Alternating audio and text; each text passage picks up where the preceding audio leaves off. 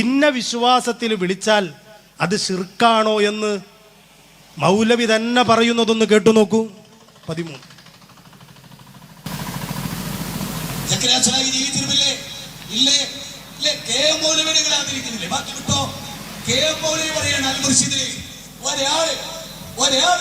ഒരു ശിർക്കിന്റെ വാചകം പറഞ്ഞാൽ പോലും അയാളോട് ചോദിക്കണം എന്താ നിങ്ങൾ പറയാൻ കാരണം, നിങ്ങൾക്ക് എന്താ പറ്റിയ, ഏത് വിശ്വാസത്തിനാണ് നിങ്ങൾ പറഞ്ഞേ എന്ന് ചോദിച്ച് അതിൽ ശിർക്കിന്റെ വശം ഉണ്ടെങ്കിൽ മാത്രമല്ലാതെ അയാൾ ശിർക്കൻ വിശ്വാസക്കാരനാണ് പറയുന്നത്. ശിർക്കിന്റെ വാചകമുണ്ട് എന്ന് ബോധ്യപ്പെട്ടിട്ടല്ലാതെ ശിർക്ക് പറയരുത്, ശിർക്ക് ആരോപിക്കരുത്. എന്താ ഇത് പറയാൻ കാരണമെന്നറിയോ? പണ്ട് നമ്മുടെ നേരെ ശിർക്ക് ആരോപിച്ചപ്പോൾ വലിയ വിഷമമൊന്നും ഉണ്ടായില്ല. പക്ഷെ ഇത് സ്വന്തം തടിയിൽ തട്ടാൻ തുടങ്ങി. ഇങ്ങോട്ട് തന്നതൊക്കെ തിരിച്ചു കിട്ടാൻ തുടങ്ങിയപ്പോൾ മൂപ്പര് പറയാണ്, ഒരാൾ ഒരു ശിർക്കിന്റെ വാചകം ഉച്ചരിച്ചാൽ പോലും നമ്മൾ പറഞ്ഞ് മുഹീദ്ദീൻ ശൈഖെ സഹായിക്കണേ എന്ന് പറയുന്നത് ശിർക്കാണെന്നാണല്ലോ അവർ പറയുന്നത്.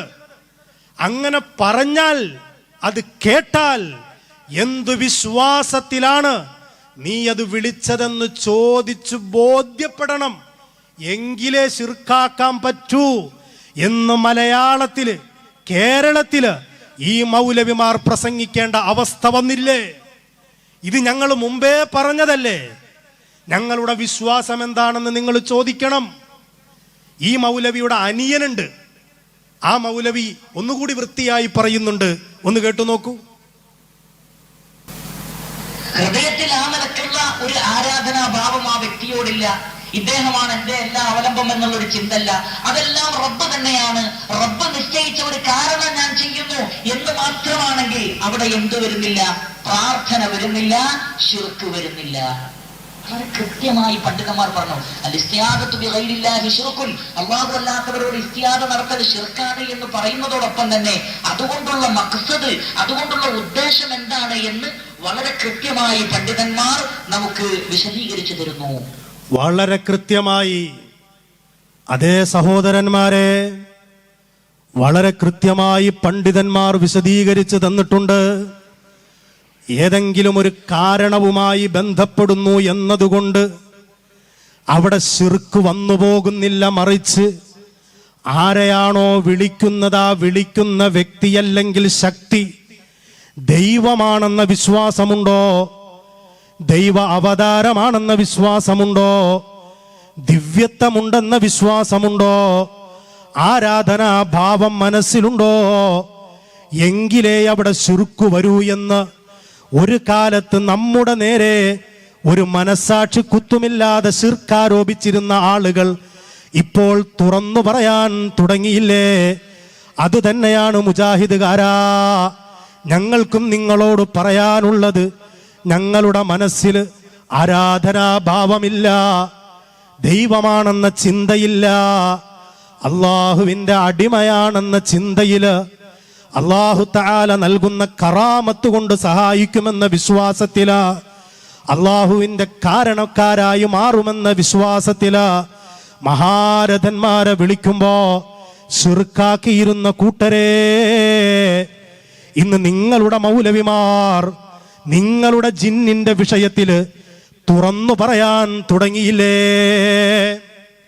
എന്നിട്ടോ ഇവിടെ വന്ന് പ്രസംഗിച്ച മൗലവി മുസ്ലിമീങ്ങളെ മുശ്രിക്കാക്കാൻ വേണ്ടിയിട്ട് മക്കാ മുശ്രിക്കുകൾ ചൊല്ലിയിരുന്ന തൽബിയത്ത് പോലും, മക്കാ മുശ്രിക്കുകൾ ചൊല്ലിയിരുന്ന തൽബിയത്ത് പോലും ഇവിടെ വന്ന ആ മൗലവി പറഞ്ഞു. 16 ആ മൗലവി ഇവിടെ വന്നിട്ട് മക്കാ മുശ്രി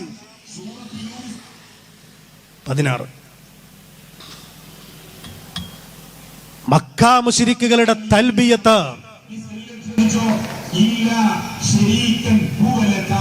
അവനോട് ശ്രദ്ധിക്കാൻ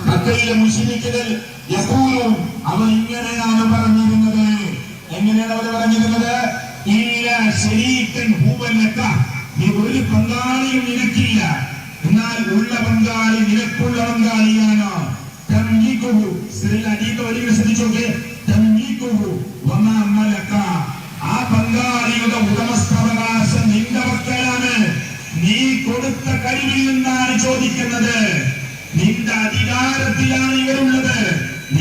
ധീരതയിലാണ് ഇവരുള്ളത്.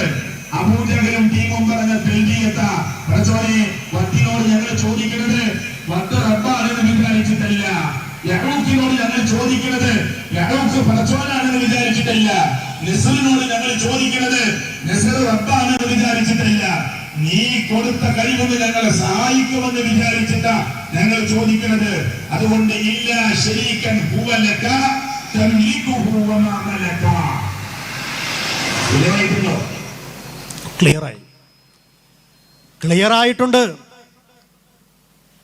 ക്ലിയറായിട്ടുണ്ട് മൗലവി. മക്കാ മുശ്രിക്കുകൾ വദ്ദിനോട് ലാത്തയോടൊക്കെ ചോദിച്ചിരുന്നത് അള്ളാഹു കൊടുത്ത കഴിവിൽ നിന്നാണ് എന്നല്ലേ നിങ്ങൾ പറഞ്ഞത്? അല്ല മൗലവി, നിങ്ങൾ ആ ചൊല്ലിയ തൽബിയത്തിൽ തന്നെയുണ്ട് ലബ്ബൈക ലാ ശരീക ലക ഇല്ലാ ശരീകൻ. അള്ളാഹുവിന് പങ്കുകാരുണ്ട്, അള്ളാഹുവിന് കൂറുകാരുണ്ട്, അള്ളാഹുവിനോടൊപ്പം പങ്കിടുന്ന ശരീക്കുമാരുണ്ട് എന്ന വിശ്വാസത്തിലാണ് മക്കാ മുശ്രിക്കുകൾ തേടിയിരുന്നത്. സുന്നികൾക്ക് അള്ളാഹുവിന് പങ്കുകാരുണ്ടെന്ന് പറയുന്നുണ്ടോ? എങ്ങനെയാണ് അവർ തേടിയിരുന്നത്? മഹാനായ ഇമാം ബഗവി 516 ജീവിച്ച മഹാനവറുകൾ അവിടുത്തെ തഫ്സീറിൽ രേഖപ്പെടുത്തുന്നു, വമഅനല്ലായതി അതുഖബ്ബിറൂനല്ലാഹ അന്ന ലഹു ശരീകൻ ഔ ഇൻദഹു ശഫീഅൻ ബഅദ ഇദ്നി ബിഗൈരി ഇദ്നി. മഹാനവറുകൾ രേഖപ്പെടുത്താൻ അല്ലാഹുവിന് പങ്കുകാരുണ്ടെന്നും ആ പങ്കുകാർ അല്ലാഹുവിന്റെ അനുവാദമില്ലാതെ ശുപാർശ ചെയ്യുമെന്നും മക്കാ മുശ്രിക്കുകൾ വിശ്വസിച്ചിരുന്നു. എന്നാൽ ഇവിടെയുള്ള സുന്നികള് അള്ളാഹുവിന് ശരീക്കുണ്ടെന്നോ അള്ളാഹുവിന് കൂറുകാരുണ്ടെന്നോ അള്ളാഹുവിന് പങ്കുകാരുണ്ടെന്നോ ഒരു സ്ഥലത്തും പറഞ്ഞിട്ടില്ല, എഴുതിയിട്ടില്ല, പ്രസംഗിച്ചിട്ടില്ല, വിശ്വസിച്ചിട്ടില്ല, ചിന്തയിൽ പോലുമില്ല. അങ്ങനെ ഒരു കൂട്ടരുടെ നേരെയാണോ മക്കയിലെ മുശ്രിക്കുകൾ ചൊല്ലിയ തൽബിയത്ത്? ഞങ്ങള് ഇഹ്റാമിന് ഉംറയ്ക്ക് പോകുമ്പോ, ഹജ്ജിന് പോകുമ്പോ ഇഹ്റാം കെട്ടുന്ന സമയം മുതൽ ഞങ്ങൾ വിളിച്ചു പറയുന്ന തൽബിയത്ത് മക്കാ മുശ്രിക്കിന്റെ തൽബിയത്തല്ല. ലബ്ബൈക ലാ ശരീക ലക ലബ്ബൈക ഇന്നൽ ഹംദ വന്നിഅമത ലക വൽ മുൽക് ലാ ശരീക ലക്. ഞങ്ങൾ ചൊല്ലുന്ന തൽബിയത്ത് അതാണ്. എന്നിട്ട് പോലും ഇവിടെയുള്ള മുസ്ലിമീങ്ങളെ മുശ്രിക്കുകളാക്കാൻ വേണ്ടിയിട്ട് മക്കാ മുശ്രിക്കുകളുടെ തൽബിയത്തും എടുത്തു വന്ന മൗലവി ഇവിടെ പറഞ്ഞതെന്താ? ഇവരുടെ വാൾ പോസ്റ്ററിന്റെ പ്രമേയം തന്നെ ലോകം നിയന്ത്രിക്കുന്നത് മടവൂരാണോ എന്നൊരു ചോദ്യമായിരുന്നു. ലോകം നിയന്ത്രിക്കുന്നത് മടവൂരാണോ? ആരാ മടവൂർ? മഹാനായ CM വലിയുല്ലാഹി ഖദ്ദസല്ലാഹു സിർറ ഇവിടെ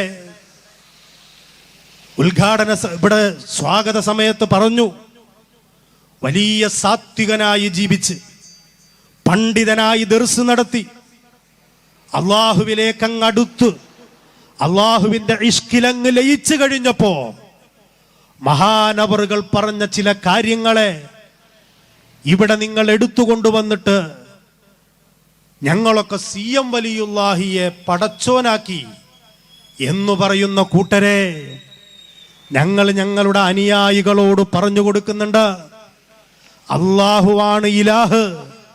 പക്ഷേ ആ അള്ളാഹുവിന്റെ തീരുമാനം ഇവിടെ നടപ്പിലാക്കാൻ, കാര്യങ്ങളെ നിയന്ത്രിക്കാൻ അള്ളാഹു ചിലരെയൊക്കെ ഏൽപ്പിച്ചിട്ടുണ്ട്. ആ ഏൽപ്പിച്ചപ്പോ അവർ കാര്യം നിയന്ത്രിക്കുന്നവരാണെന്ന് പറഞ്ഞു. നിങ്ങൾ ഇവിടെ തെറ്റിദ്ധരിപ്പിച്ചിട്ട് ചോദിച്ചില്ലേ, ലോകം നിയന്ത്രിക്കുന്നത് അള്ളാഹു അല്ലേ എന്ന്? അതെ, ലോകം നിയന്ത്രിക്കുന്നത് അള്ളാഹുവാണ്.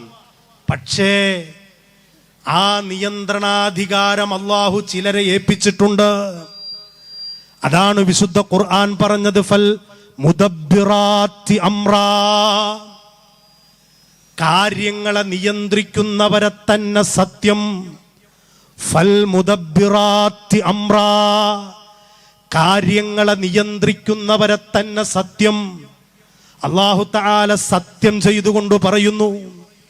ഈ ആയത്ത് മലക്കുകളാണ് എന്ന് തഫ്സീർ പറഞ്ഞവരുണ്ട്, മലക്കുകളാണ് എന്ന് വ്യാഖ്യാനം കൊടുത്തവരുണ്ട്.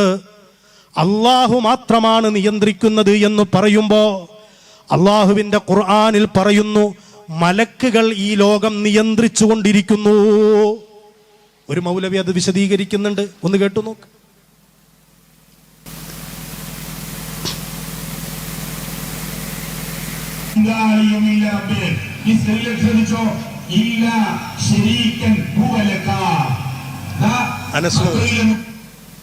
ഇവിടെ ശ്രദ്ധിക്കുക, അനസ് മൗലവിയുടെ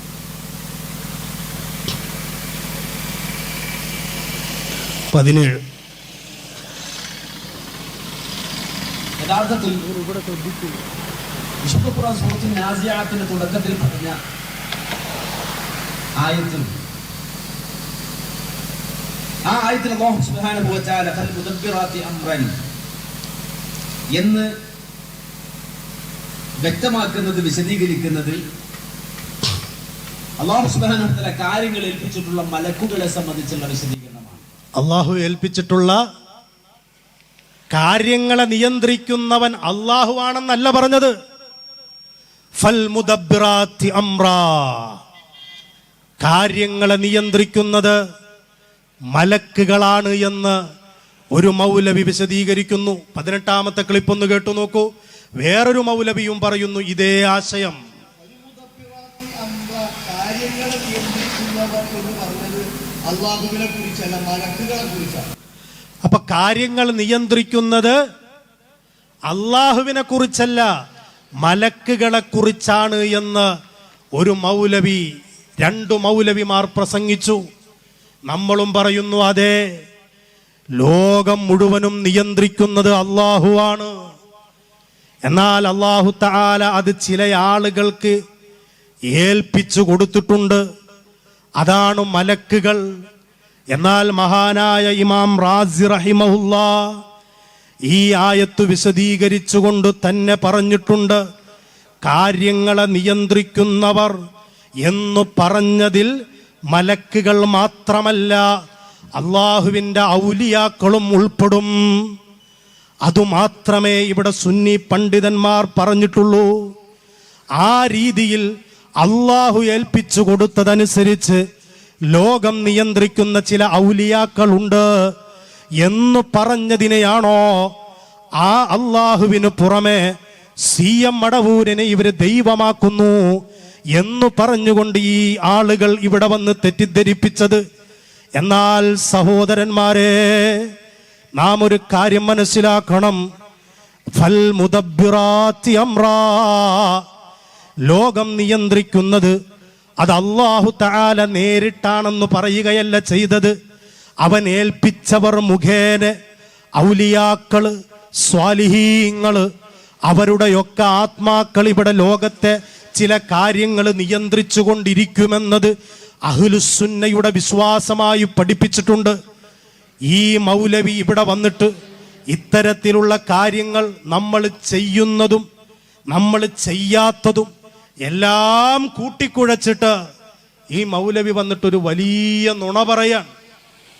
ഈ മഖ്ബറകളിലേക്കൊക്കെ പോകുമ്പോൾ, മഹാന്മാരുടെ അടുത്തേക്കൊക്കെ ചെല്ലുമ്പോൾ ഇസ്ലാം പഠിപ്പിക്കുന്നത് സിയാറത്തിന് 2 ലക്ഷ്യമുള്ളൂ.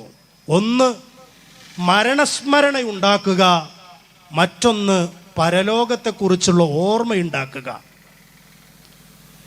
ഇസ്ലാമില് ഈ 2 ലക്ഷ്യം മാത്രമേയുള്ളൂ എന്ന് മൗലവി ഇവിടെ വന്ന് നുണ പറഞ്ഞതാണ്. മൗലവി പറയുന്നത് ഒന്ന് കേട്ടു നോക്കൂ സുഹൃത്തുക്കളെ. 19 ഉത്സവം നടക്കുമ്പോ പോയാലേ അവിടെ മരണബോധം ഉണ്ടാവോ? തൃശ്ശൂരിലെ ചേറ്റുവെന്ന വെച്ചൊക്കെ പോയിട്ട് ആനക്ക് മതമിളകി ആനയുടെ നെറ്റിപ്പട്ടൊക്കെ കണ്ട് തിരിച്ചു പോരുമ്പോ പരിസര പ്രദേശത്ത് യന്ത്ര ഊഞ്ഞാലി കയറി വരുമ്പോ മരണക്കടൽ കണ്ടു വരുമ്പോ കാറിലിരിക്കുന്ന മക്കളെ തിരിച്ചു പോകുമ്പോ ചർച്ച ചെയ്യേണ്ട, നമുക്ക് മരിക്കണം അല്ലേ, എത്ര ഗൗരവമാണ് മരണം എന്നൊക്കെ ഉമ്മി മാപ്പിയും മക്കൾ ചർച്ച ചെയ്യോ? ആ മരണക്കിണറിൽ കാലിന്റെ എണ്ണം, ബൈക്കിന്റെ എണ്ണം, യന്ത്ര ഊഞ്ഞാലിന്റെ ഉയരത്തിന്റെ എണ്ണം ഇതൊക്കെയാണ് പറയാ. മരണബോധമുണ്ടാകാനാ സിയാറത്ത് പറഞ്ഞത്. കാര്യം പോലെ പഠിക്കണം. ഖബർ സിയാറത്ത് ചെയ്യാൻ പറഞ്ഞത് നിങ്ങൾക്ക് മരണബോധമുണ്ടാക്കി തരും. നിങ്ങൾക്ക് പരലോകബോധം ഉണ്ടാക്കി തരും. ആരാ പറഞ്ഞത്? കളവ് പറയാത്ത അല്ലാഹുവിന്റെ റസൂൽ സല്ലല്ലാഹു അലൈഹി വസല്ലം. നബി സല്ലല്ലാഹു അലൈഹി വസല്ലം തങ്ങൾ കണ്ടോ നിങ്ങൾ? അതിൻ്റെ ഇടയിൽ എന്തെല്ലാം ഇദ്ദേഹം പറഞ്ഞു. മരണക്കിണർ പറഞ്ഞു, മഖ്ബറകളിൽ നടക്കുന്ന കുറേ അനാചാരങ്ങൾ പറഞ്ഞു. ഇതൊക്കെ സുന്നികളായ ഞങ്ങള് കാലം എത്രയായി എതിർത്തുകൊണ്ടിരിക്കുന്നു. ഇവർക്കത് സത്യമായിട്ടറിയാം. നമ്മുടെ കാഞ്ഞിരമറ്റത്തെ മഖ്ബറയില്, ഭീമാപ്പള്ളിയില്, പല മഖ്ബറകളിലും ചില കമ്മിറ്റിക്കാരുടെ ഇഷ്ടപ്രകാരം സാമ്പത്തിക നേട്ടമുണ്ടാക്കാൻ വേണ്ടിയിട്ട് പലതരത്തിലുമുള്ള അനാവശ്യങ്ങൾ പ്രവർത്തിപ്പിക്കുമ്പോ, ആനയെ കൊണ്ടുവരുമ്പോ, ചെണ്ടമോളം മേളം നടത്തുമ്പോ അതൊക്കെ സുന്നികളുടെ തലയിൽ വെക്കാനല്ലേ ഈ മൗലവി ശ്രമിച്ചത്? എന്നാ സഹോദര, എന്റെ മുജാഹിദുകാരായ സഹോദരന്മാരെ, ഞങ്ങളുടെ കരുത്തുറ്റ പണ്ഡിതന്മാർ എത്ര കാലം മുമ്പ് ഇതൊക്കെ ഇവിടെ വിളിച്ചു പറഞ്ഞിട്ടുണ്ട്. ബഹുമാനപ്പെട്ട പേരോട് ഉസ്താദ് വളരെ കാലം മുമ്പ് തന്നെ ഈ അനാചാരത്തിനെതിരെ ശബ്ദിക്കുന്നത് നിങ്ങളൊന്ന് കണ്ടു നോക്കൂ. കമ്മിറ്റിക്കാര് നടത്തുന്ന തോന്നിവാസങ്ങളില്ലേ, അവിടെ ഹറാമായ വാദ്യമേളങ്ങൾ മുട്ടുന്നു. ഹറാമായ വാദ്യമേളങ്ങൾ മുട്ടിയിട്ട് പട്ടാമ്പിക്കാരെ, കുണ്ടോട്ടിക്കാരെ, മടത്തലക്കാരെ, കാഞ്ഞിരമുറ്റത്തുകാരെ, ഞാൻ പലപ്പോഴും പല സ്ഥലങ്ങളിൽ നിന്നും പറഞ്ഞതുപോലെ ഇവിടെയും ഞാൻ നിങ്ങളോട് പറയട്ടെ, അല്ലാഹുവിന്റെ ഔലിയാക്കളെ മഖ്ബറ അദബ് കാണിക്കേണ്ട സ്ഥലമാണ്. അവിടെ അനാവശ്യമായ ഹറാമായ വാദ്യമേളങ്ങൾ മുട്ടാനുള്ള സ്ഥലമല്ല. അവിടെ അതാ 75-ാമത്തെ ആണ്ടിന് 75 ആനയെ കൊണ്ടുവന്ന് ഉള്ള പണം ചെലവഴിച്ചിട്ട് അവിടെ മുഴുവനും ആനപ്പിണ്ടി ഉണ്ടാക്കുന്നതിന് പകരം ആ സംഖ്യ ഒന്ന് പാവപ്പെട്ട പെൺകുട്ടികളെ വിവാഹത്തിന് കൊടുത്തുകൂടെ? എന്തിനാണ് ഈ 75 ആന? അതുപോലെ തന്നെ ലക്ഷക്കണക്കിന് ഉറുപ്പികയുടെ സാധനങ്ങൾ പൊട്ടിച്ചിട്ട് അതേ തെറ്റായ രൂപത്തിൽ മഖ്ബറകളിൽ നിന്ന് ലക്ഷങ്ങൾ തീയാക്കി പൊട്ടിച്ച് നശിപ്പിക്കുന്നതിനെതിരെ ഈ പാവപ്പെട്ടവൻ പല സ്ഥലത്തും പറഞ്ഞതാണ്, ഇവിടെയും പറയുന്നു. എന്റെ മാന്യ മുസ്ലിം എവിടെയും പറയുന്നു. എല്ലാ വേദികളിലും മഖ്ബറകളിൽ മഹാന്മാരുമായി ബന്ധപ്പെട്ടവരോടുള്ള അദബ് കാണിക്കാതെ ചില ആളുകൾ കൊണ്ടുവരുന്ന തോന്നിവാസങ്ങൾക്കെതിരെ ഈ പ്രസ്ഥാനത്തിന്റെ പണ്ഡിത നേതൃത്വം തന്നെ അതിശക്തമായി പറഞ്ഞിട്ടുണ്ട്. ഒരു മൗലവി ഇവിടെ വന്നു പറഞ്ഞതെന്താ? കാഞ്ഞിരമറ്റത്തെ മരണക്കിണർ കാണുമ്പോ മരണസ്മരണയുണ്ടാകുമോ എന്ന് ചോദിച്ചിട്ട് അത് സുന്നികളുടെ തലയിൽ വെക്കാൻ ശ്രമിക്കുകയാണെങ്കിൽ, മൗലവിമാരെ, ഞങ്ങൾ ഇത് വിളിച്ചു പറഞ്ഞിട്ടുള്ളതാണ്. ഫാറൂഖ് നഈമി എന്ന മറ്റൊരു യുവ പണ്ഡിതൻ ഉസ്താദ് പറയുന്നതൊന്ന് കേട്ടു നോക്കൂ നിങ്ങൾ. ചന്ദനക്കുടവും ആണുപെണ്ണും ആറാട്ടും നടത്തുന്നതിന് നിങ്ങൾ കൂടാൻ പാടില്ല, പങ്കാളികളാകാൻ പാടില്ല, സപ്പോർട്ട് ചെയ്യാൻ പാടില്ല. നടത്തുന്ന ആരെങ്കിലും ഉണ്ടെങ്കിൽ നിങ്ങൾ ആ പ്രവർത്തനത്തിൽ നിന്ന് മാറി നിന്നോളണം. അള്ളാഹുവിനെ ഭയന്ന് ജീവിച്ചോളണം. അള്ളാഹ് അനുവദിച്ചതേ ചെയ്യാൻ പാടുള്ളൂ. ഹബീബായ തങ്ങൾ സമ്മതിച്ചതേ ചെയ്യാൻ പാടുള്ളൂ. ഞങ്ങൾക്കൊരു തഖ്വയുടെ ഖൽബ് നൽകണം. ബഹുമാനപ്പെട്ട ഫാറൂഖ് നഈമി ഉസ്താദ് പ്രസംഗിച്ചതും ഭീമാപ്പള്ളിയിൽ ഒരുപാട് അനാചാരം നടക്കുന്ന സ്ഥലമാണ്. അവിടെ വെച്ച് തന്നെ ഉസ്താദ് അവറുകൾ ശക്തമായി പ്രസംഗിച്ചിട്ടുണ്ട്. ഇങ്ങനെ ഞങ്ങളുടെ പണ്ഡിതന്മാർ മഹാരഥന്മാരുടെ മഖ്ബറകളുമായി ബന്ധപ്പെട്ട അനാചാരങ്ങൾക്കെതിരെ സംസാരിച്ചിട്ടുണ്ട് എന്നത് സത്യമാണെങ്കിൽ, നിങ്ങൾ അതിൻ്റെ മറവിൽ യഥാർത്ഥ വിശ്വാസത്തെയും കൂടി ഇല്ലാതാക്കാൻ ശ്രമിക്കുകയാണ്. ഈ മൗലവി പറഞ്ഞത് എന്താ? 2 ലക്ഷ്യമാണ് സിയാറത്തിനുള്ളത് എന്നാണ്. എന്നാൽ മൗലവി അടുത്ത തവണ വരികയാണെങ്കിൽ നിങ്ങളൊന്ന് മറുപടി പറയണം. നിങ്ങളുടെ വലിയ നേതാവാണല്ലോ ഇബ്നു തൈമിയ്യ. ആ ഇബ്നു തൈമിയ്യയുടെ പ്രധാനപ്പെട്ട ശിഷ്യനാണല്ലോ ഹാഫിളുദ് ദഹബി, ശംസുദ്ദീനുദ് ദഹബിയുടെ സിയറു അലാമിൻ നുബല. ആ സിയറു അലാമിൻ നുബല എന്ന ഗ്രന്ഥത്തിൽ രേഖപ്പെടുത്തുന്ന ഒരു സംഭവം, ഹിജ്റ 464 കഹത്തൽ മത്റു ഇൻദനാ ബിസമർഖന്ദ് ഫീ ബഅലിൽ അഅ്വാം. ചില കൊല്ലങ്ങളിൽ സമർഖന്ദിൽ കരുത്ത വരൾച്ച ബാധിച്ചു. ഫസ്തസ്കന്നാസു മിറാറാ. ജനങ്ങൾ പലപ്പോഴും മഴയെ തേടുന്ന നിസ്കാരവും പ്രാർത്ഥനയും ഒക്കെ നടത്തി. ഫലം യുസ്കൂ, അവർക്ക് വെള്ളം കിട്ടിയില്ല. എന്നിട്ടോ ഒരു മനുഷ്യൻ ആ നാട്ടിലെ ഖാദിയുടെ അടുത്തേക്കൊരു ദിവസം വന്നിട്ട് പറഞ്ഞു, ഞാനിങ്ങനെ ഒരു സ്വപ്നം കണ്ടിട്ടുണ്ട്. ആ സ്വപ്നത്തിൽ എനിക്ക് കിട്ടിയ ദർശനം മഹാനായ ഇമാം ബുഖാരി റഹിമഹുല്ലാ മഹാനവറുകളുടെ ഖബറിനടുത്തേക്ക് ചെല്ലണം, അവിടെ വെച്ചുകൊണ്ട് തവസ്സുല് നടത്തണം. അങ്ങനെ നമ്മൾ തവസ്സുല് നടത്തുമ്പോൾ നമുക്ക് വെള്ളം ലഭിക്കുമെന്ന ഒരു സ്വപ്നം എനിക്ക് കാണിക്കപ്പെട്ടിട്ടുണ്ട്. ഇതങ്ങോട്ട് പറഞ്ഞപ്പോൾ സമർഖന്ദിലെ ഖാദി ശരിയാണെന്ന് പറഞ്ഞ ആളുകളെ കൂട്ടിയിട്ട് മഹാനായ ഇമാം ബുഖാരി റഹിമഹുല്ലാ, ഹദീസിന്റെ വിഷയത്തിൽ ബുഖാരി ഇമാമിനെ നമുക്കറിയാമല്ലോ, മഹാനവറുകളുടെ മഖ്ബറകളിലേക്ക് കൂട്ടം കൂട്ടമായി പോയി അവിടെ നിന്നുകൊണ്ട് ദുആ ചെയ്തു എന്ന സംഭവം ഹാഫിളുദ് ദഹബിയാണ്, ഇബ്നു തൈമിയ്യയുടെ ശിഷ്യനാണ്. ആ ഹാഫിളുദ് ദഹബി സിയറു അലാമിൻ നുബല എന്ന ഗ്രന്ഥത്തിൽ രേഖപ്പെടുത്തുന്നുണ്ടെങ്കിൽ 2 ലക്ഷ്യം മാത്രമാണോ സിയാറത്തിനുള്ളത്? അല്ല. മഹാന്മാരെ സിയാറത്ത് ചെയ്യുന്നത് അവരുടെ ബറക്കത്തിനു വേണ്ടി സിയാറത്ത് ചെയ്യാം, അവരോട് തവസ്സുൽ നടത്താൻ വേണ്ടി സിയാറത്ത് ചെയ്യാം, അവരോട് ഇസ്തിഗാസ നടത്താൻ വേണ്ടി സിയാറത്ത് ചെയ്യാം.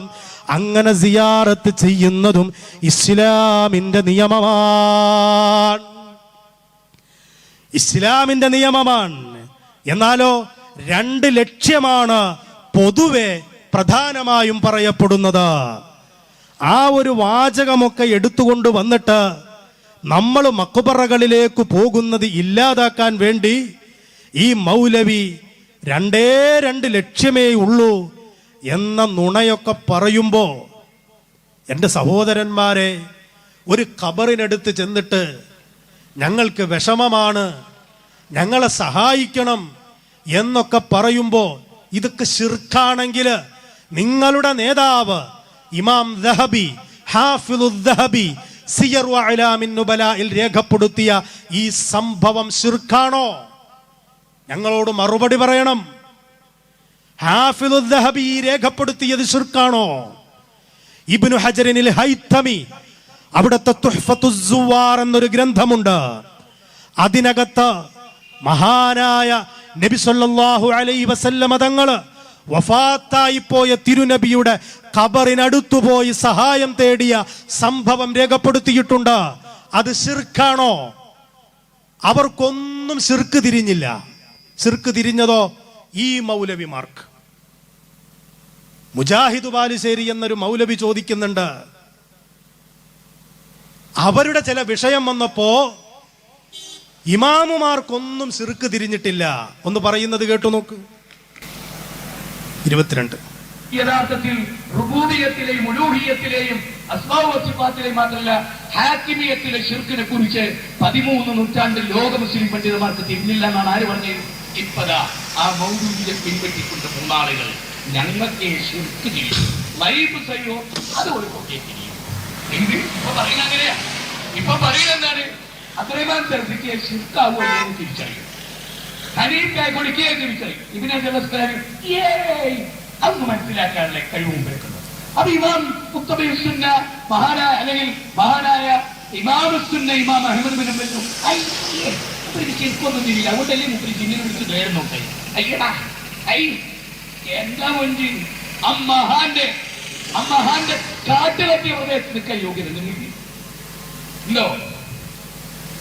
ഒരു ഉച്ചന്റെ മുമ്പ് ഒന്ന് മഹാനായ ഇമാം അഹ്മദ് ബിൻ ഹംബൽ മഹാനവറുകളുടെ കാറ്റ് തട്ടിയെടുത്ത് നിൽക്കാൻ യോഗ്യതയുണ്ടോ എന്ന് ചോദിക്കുന്നത് ഒരു വഹാബി മൗലവിയാണ്. എവിടെ നിങ്ങളുടെ ഖുർആൻ? എവിടെ നിങ്ങളുടെ പ്രമാണങ്ങൾ? നിങ്ങളുടെ നേരെ ശിർക്കാരോപണം വന്നപ്പോ ഇപ്പൊ നിങ്ങൾക്ക് ഇമാമുമാരെ വേണമല്ലേ? നിങ്ങളുടെ നേരെ ശിർക്കാരോപണം വന്നപ്പോ ഇപ്പൊ നിങ്ങൾക്ക് ഖുർആൻ വേണ്ട, ഇമാമുമാരെ മതി. എന്നാൽ ഇതല്ലേ ഞങ്ങൾ പണ്ട് പറഞ്ഞത്? ഇമാമുമാരിവിടെ ശിർക്ക് പഠിപ്പിക്കാൻ വന്നവരല്ല. അവരുടെ കിതാബുകൾ നോക്കുമ്പോ മഹാരഥന്മാരെ വിളിച്ച് സഹായം തേടിയ വഫാത്തായ തിരുനബിയെ വിളിച്ച് മഹാനായ ഇമാം ത്വബ്റാനി രേഖപ്പെടുത്തുന്നുണ്ട്, ഞാനും എൻ്റെ ശൈഖും ഞങ്ങൾ മൂന്നാളുകൾ കൂടി മദീനയിലേക്ക് പാതിരാത്രി തിരുനബിയുടെ സന്നിധിയിലേക്ക് വരുമ്പോ വിശന്ന് വല്ലാതെ തളർന്ന് മുത്തുനബിയുടെ ഖബറിനടുത്ത് വന്നിട്ട് ചോദിക്കുന്നു, യാ റസൂലല്ലാഹ് അൽജൂ അൽജൂ അൽജൂ, നബിയേ ഞങ്ങൾക്ക് വിശക്കുന്നു വിശക്കുന്നു. ആരോടാണ് ഈ പറയുന്നത്? വഫാത്തായ തിരുനബിയോട്, ഖബറിലുള്ള മുത്തുനബിയോട് പറയുകയാണ്, യാ റസൂലല്ലാഹ് അൽജൂ അൽജൂ, ഞങ്ങൾക്ക് വിശക്കുന്നുണ്ട് വിശക്കുന്നുണ്ട്. ഇത് രേഖപ്പെടുത്തി വെച്ച ഇമാം ത്വബ്റാനി, ഇത് രേഖപ്പെടുത്തി വെച്ച ഇബ്നു ഹജറിനിൽ ഹൈത്തമി, ഇവരൊക്കെ മുശ്രിക്കുകളാണോ സഹോദരാ? പോകട്ടെ, മഹാനായ ഇമാം നവവി റഹിമഹുല്ലാഹ് അവിടുത്തെ കിതാബിൽ, അവിടുത്തെ അദ്കാറിൽ, അവിടുത്തെ ശറഹ് മുസ്ലിമിൽ, അവിടുത്തെ ഈലാഹില്, ഈ കിതാബുകളിലൊക്കെ രേഖപ്പെടുത്തി മദീനത്ത് ചെല്ലുമ്പോ മുത്തുനബിയെ സിയാറത്ത് ചെയ്യുമ്പോ തിരുനബിയുടെ മുമ്പിൽ വന്ന് നിന്നിട്ട് തിരുനബിയോട് പറയണം, നബിയേ അങ്ങ് ഞങ്ങൾക്ക് വേണ്ടി ശഫാഅത്ത് ചെയ്യണം, അങ്ങ് ഞങ്ങൾക്ക് വേണ്ടി ശുപാർശ ചെയ്യണം, അങ്ങ് ഞങ്ങൾക്ക് വേണ്ടി ഇടപെടണം, അങ്ങ് ഞങ്ങളുടെ കാര്യത്തിൽ ഇടപെടണം, അങ്ങ് ഞങ്ങളുടെ കാരണക്കാരനാകണം എന്ന് വഫാത്തായ തിരുനബിയെ വിളിച്ചുകൊണ്ട് സഹായം തേടണമെന്ന് ഇമാം നവവി അവിടുത്തെ കിതാബുകളിൽ എഴുതി പഠിപ്പിച്ചിട്ടുണ്ട്. എന്നെ കേൾക്കുന്ന എൻ്റെ സഹോദരാ, ഇവിടെ കൊണ്ടുവന്ന് പ്രസംഗിച്ച മൗലവിമാരുടെ അനുയായികളോട് നമ്മൾ ചോദിക്കണം, ഇമാം നവവി ശിർക്ക് പഠിപ്പിക്കുന്ന ആളാണോ? അങ്ങനെ എഴുതിയിട്ടുണ്ട് എന്ന് ഞാൻ പറയുന്നതല്ല, ഒരു മൗലവി തന്നെ പറയുന്നത് കേട്ടു നോക്കൂ.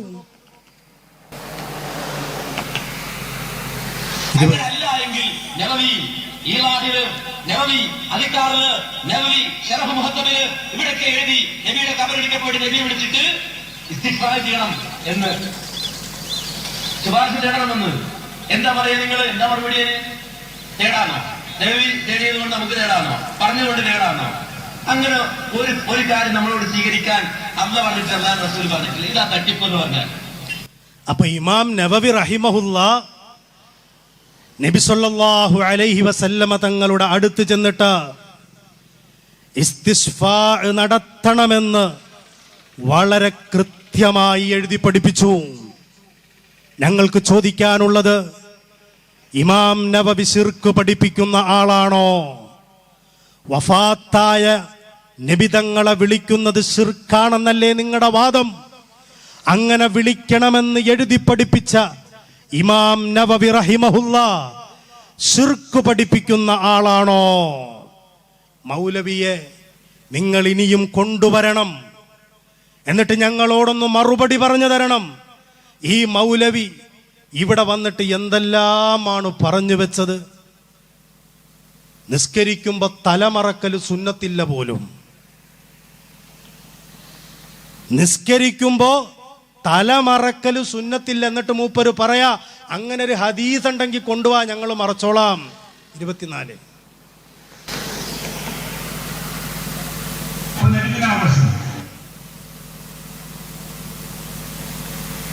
എന്നോടൊക്കെ ചോദിക്കാൻ എന്താണ് തല മറക്കാത്തത്? ചില സ്ഥലത്ത് നാളെ ചോദിച്ചു. നമുക്ക് ഒരു മടിയില്ല തല മറക്കാൻ. തല മറക്കുന്നതുകൊണ്ട് ഒരു പ്രശ്നമില്ല, അതെങ്ങനെ മറക്കാം. വേണ്ടെങ്കിൽ മറക്കണ്ട. അത് ഇസ്ലാമില് കൂലി കിട്ടുന്ന ഒരു കാര്യമാണ്. അള്ളാഹു റസൂൽ പഠിപ്പിച്ചിട്ടുണ്ടെങ്കിൽ നമ്മൾ നാളെ മുതൽ ചെയ്യാൻ റെഡിയാണ്. അത് ഭംഗി ഉണ്ടെങ്കിലും മറക്കും, ഇല്ലെങ്കിലും മറക്കും. പക്ഷെ ഒറ്റ ഹദീസ് തലമറച്ചാൽ പുണ്യം കിട്ടുന്ന ഒരു ഹദീസ് സ്വഹിയായി വന്നിട്ടേയില്ല. മറക്കുന്നവർക്ക് മറക്കാം, അതൊരു സീനത്താണ്.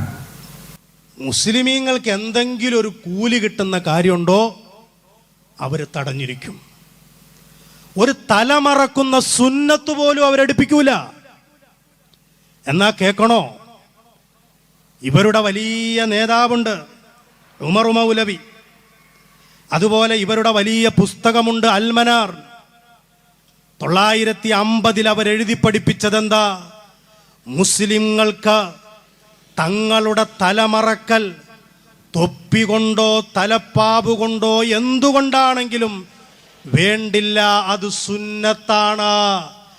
1950 സുന്നത്തായത് ഇപ്പൊ മൗലവിമാർക്കത് സുന്നത്തല്ല. മുസ്ലിമീങ്ങളുടെ അവർക്കെന്ത് പുണ്യം കിട്ടുന്നോ അതിനെ മുഴുവനും ബാത്തിലാക്കാൻ ഈ മൗലവിമാർ ഇറങ്ങിത്തിരിച്ചു. എൻ്റെ സഹോദരന്മാരെ, ഇവരുടെ വാക്ക് കേട്ടാൽ നിങ്ങൾ വിശ്വസിച്ചു പോകരുത്. കാരണം ഇവർ ഹദീസില്ല എന്ന് പറഞ്ഞുകൊണ്ട് നമ്മളെ പലതും ചെയ്യിപ്പിക്കും. വേറൊരു മൗലവി, ഇപ്പൊ റമദാൻ മാസം വരികയാണല്ലോ, റമദാൻ മാസം വരുമ്പോൾ നമുക്കറിയാം, നമ്മളൊക്കെ ഇടയത്താഴത്തിനെഴുന്നേറ്റ് 4-4:30 എഴുന്നേറ്റ് അത്താഴം കഴിച്ച് സുബ്ഹി ബാങ്ക് കൊടുക്കുന്നതിനു മുമ്പേ അത്താഴമൊക്കെ കഴിച്ച് നിസ്കാരത്തിന് വേണ്ടി കാത്തിരിക്കും. ഈ മൗലവി പറയാണ്, അങ്ങനെ വാങ്ക് വിളിച്ചു എന്ന് കരുതിയിട്ട് നിങ്ങൾ ഭക്ഷണം കഴിക്കലൊന്നും നിർത്തണ്ട. കയ്യിൽ പാത്രമുണ്ടെങ്കിൽ ആവശ്യം തീരുവോളം കഴിച്ചോളൂ. ഹദീസാണ് തെളിവ് പറയുന്നത്. ഒന്ന് കേട്ടു നോക്ക്. ഇമാം മുസ്ലിമിന്റെ ഷർത്തോടു കൂടിയുള്ള ഹദീസാണെന്ന് പറഞ്ഞ് ഹാക്കിം ഉദ്ധരിച്ചതാണ് കേട്ടോ. അതെന്താണത്? റസൂലുള്ളാഹി സ്വല്ലല്ലാഹു അലൈഹി വസല്ലം പറഞ്ഞു, നിങ്ങൾ ആരെങ്കിലും ബാങ്ക് കേട്ടാൽ വൽ ഇനാഉ അലാ യദിഹി, അത്താഴം കഴിക്കുന്ന പാത്രം, ഭക്ഷണപാത്രം അവന്റെ കയ്യിലുള്ളപ്പോൾ ഫലാ യലഹു, അവനത് താഴെ വെക്കേണ്ടതില്ല, ഹത്താ യഖ്ലിയ ഹാജതഹു മിൻഹു, അവൻ ആവശ്യത്തിനുള്ള അതിൽ നിന്ന് കഴിക്കുന്നത് വരെ. അപ്പൊ ബാങ്ക് കേട്ടാൽ അപ്പൊ തന്നെ തുപ്പിക്കളയുന്നോ വായു കൈയിട്ട് ഛർദ്ദിക്കൊന്നും വേണ്ട, ആവശ്യത്തിനത് കഴിച്ചിട്ട് നിർത്തിയാൽ മതി. എങ്ങനുണ്ട് ആവശ്യത്തിനുള്ളത്? അപ്പൊ ഒരു വലിയൊരു പാത്രമാണെങ്കിൽ അങ്ങോട്ട് ഇരിക്കുക, ബാങ്ക് കേട്ടാലും നിർത്തണ്ട, അങ്ങ് കഴിച്ചോളാന് പറയുന്നത്. ഇത് ദീനാണോ മുസ്ലിമീങ്ങളെ? ഇത് ഇസ്ലാമാണോ? സുബ്ഹിന്റെ ബാങ്ക് കേട്ടാലും ആവശ്യം പോലെ കഴിക്കാൻ. എന്നിട്ട് മൗലവിക്ക് തൃപ്തിയാകാഞ്ഞിട്ട് പറയാണ്, ഇനി ഇക്കാമത്ത് കൊടുത്താലും കഴിക്കാം. അതിനും തെളിവുണ്ട്. എന്ന് മാത്രമല്ല സുഹൃത്തുക്കളെ, ഈ വിഷയത്തിൽ വന്നിട്ടുള്ള ഒരു ഹദീസ് തഫ്സീർ തൊബരിയിൽ ഉദ്ധരിച്ചിട്ടുണ്ട് അബൂ ഉമാമയിൽ നിന്ന്. അതിങ്ങനെയാണ്, ഉഖീമത്തിസ് സ്വലാത്ത് വൽ ഇനാഉ ഫീ യദി ഉമർ ഖാല അശ്റബുഹാ യാ റസൂലല്ലാഹ്. നമസ്കാരത്തിന് ഇഖാമത്ത് വിളിച്ചു, വെള്ളപ്പാത്രം ഉമർ റളിയല്ലാഹു അൻഹുവിന്റെ കയ്യിൽ ഇരിക്കുകയാണ്, കുടിക്കാനുള്ള വെള്ളത്തിന്റെ പാത്രം. അപ്പോ ബാങ്ക് വിളിച്ച ഉടനെ വളരെ വൈകാതെ ഇഖാമത്ത് വിളിച്ചതാണെന്ന് അറിയില്ല. ഏതായിരുന്നാലും അദ്ദേഹം ചോദിക്കാണ്, അശ്റബുഹാ യാ റസൂലല്ലാഹ്, റസൂലേ ഞാൻ ഇത് കുടിച്ചോട്ടെ? ഖാല നഅം, അതെ. ഫശരിബഹാ, അപ്പോൾ അദ്ദേഹം അത് കുടിച്ചു. എന്ന് പറഞ്ഞാൽ എല്ലാ ദിവസവും ബാങ്ക് എടുത്തിട്ട് നിന്നാ മതി, ബാങ്ക് എടുത്തിട്ട് എണീറ്റാ മതി എന്നാണ് ഞങ്ങൾ പറയുന്നത്. ആ പുസ്തകത്തിൽ ഞാനിത് പറഞ്ഞിട്ട് അയാൾ എന്നെ വായിച്ചല്ലോ. പൊതുവെ റസൂലുള്ളാഹിന്റെ അത്താഴത്തിന്റെ പതിവ് ഇങ്ങനെയായിരുന്നു. സുബഹി ബാങ്കിന്റെ മുമ്പ് 50 ആയത്തോന്നിന് മുമ്പ് നിർത്തലായിരുന്നു. പക്ഷെ എപ്പോഴെങ്കിലും ഒന്ന് നിങ്ങൾ സമയം എണീച്ചു വൈകിപ്പോയി എണീക്കാൻ, അങ്ങനെ ബാങ്ക് കൊടുക്കുമ്പോഴാണ് നിങ്ങൾക്ക് ഭക്ഷണം കിട്ടിയതെങ്കിൽ നിങ്ങളത് കഴിച്ചിട്ട് നോമ്പെടുത്താൽ മതി. നോമ്പ് ഒഴിവാക്കല്ല വേണ്ടത്, അല്ലെങ്കിൽ അത്താഴം ഒഴിവാക്കല്ല വേണ്ടത്. അത് റസൂൽ എന്ന് പറഞ്ഞിട്ടുണ്ട്. ഉണ്ടോ? നബി സല്ലല്ലാഹു അലൈഹി വസല്ലമ പറഞ്ഞിട്ടുണ്ട് പോലും. അപ്പൊ ഇക്കാമത്ത് കൊടുത്തു കഴിഞ്ഞാലും ആവശ്യത്തിന് തിന്നാം, എന്നിട്ട് നോമ്പെടുത്താൽ മതി എന്നാണ്. ആ നോമ്പ് എന്തിനാ പറ്റുക? ഇങ്ങനെ മുസ്ലിമീങ്ങളുടെ സകല ഇബാദത്തുകളെയും നശിപ്പിക്കണം. ഒരു ഹദീസ് തഫ്സീർ തൊബരിയിൽ ഉദ്ധരിച്ചിട്ടുണ്ട് അബൂ ഉമാമയിൽ നിന്ന്. അതിങ്ങനെയാണ്, ഉഖീമത്തിസ് സ്വലാത്ത് വൽ ഇനാഉ ഫീ യദി ഉമർ ഖാല അശ്റബുഹാ യാ റസൂലല്ലാഹ്. നമസ്കാരത്തിന് ഇഖാമത്ത് വിളിച്ചു, വെള്ളപ്പാത്രം ഉമർ റളിയല്ലാഹു അൻഹുവിന്റെ കയ്യിൽ ഇരിക്കുകയാണ്, കുടിക്കാനുള്ള വെള്ളത്തിന്റെ പാത്രം. അപ്പോ ബാങ്ക് വിളിച്ച ഉടനെ വളരെ വൈകാതെ ഇഖാമത്ത് വിളിച്ചതാണെന്ന് അറിയില്ല, ഏതായിരുന്നാലും അദ്ദേഹം ചോദിക്കാണ്, അശ്റബുഹാ യാ റസൂലല്ലാഹ്, റസൂലേ ഞാൻ ഇത് കുടിച്ചോട്ടെ? ഖാല നഅം, അതെ. ഫശരിബഹാ, അപ്പോൾ അദ്ദേഹം അത് കുടിച്ചു. എന്ന് പറഞ്ഞാൽ എല്ലാ ദിവസവും ബാങ്ക് കൊടുത്തിട്ട് നിന്നാ മതി, ബാങ്ക് കൊടുത്തിട്ട് എണീറ്റാ മതി എന്നാണ് ഞങ്ങൾ പറയുന്നത്. ആ പുസ്തകത്തിൽ ഞാനിത് പറഞ്ഞിട്ട് അയാൾ എന്നെ വായിച്ചല്ലോ. പൊതുവെ റസൂലുള്ളാഹിന്റെ അത്താഴത്തിന്റെ പതിവ് ഇങ്ങനെയായിരുന്നു. സുബഹി ബാങ്കിന്റെ മുമ്പ് 50 ആയത്തോന്നിന് മുമ്പ് നിർത്തലായിരുന്നു. പക്ഷെ എപ്പോഴെങ്കിലും ഒന്ന് നിങ്ങൾ സമയം എണീച്ചു വൈകിപ്പോയി എണീക്കാൻ, അങ്ങനെ ബാങ്ക് കൊടുക്കുമ്പോഴാണ് നിങ്ങൾക്ക് ഭക്ഷണം കിട്ടിയതെങ്കിൽ നിങ്ങളത് കഴിച്ചിട്ട് നോമ്പെടുത്താൽ മതി. നോമ്പ് ഒഴിവാക്കല്ല വേണ്ടത്, അല്ലെങ്കിൽ അത്താഴം ഒഴിവാക്കല്ല വേണ്ടത്. അത് റസൂൽ എന്ന് പറഞ്ഞിട്ടുണ്ട്. ഉണ്ടോ? നബി സല്ലല്ലാഹു അലൈഹി വസല്ലമ പറഞ്ഞിട്ടുണ്ട് പോലും. അപ്പൊ ഇഖാമത്ത് കൊടുത്തു കഴിഞ്ഞാലും ആവശ്യത്തിന് തിന്നാം, എന്നിട്ട് നോമ്പെടുത്താൽ മതി എന്നാണ്. ആ നോമ്പ് എന്തിനാ പറ്റുക? ഇങ്ങനെ മുസ്ലിമീങ്ങളുടെ സകല ഇബാദത്തുകളെയും നശിപ്പിക്കണം.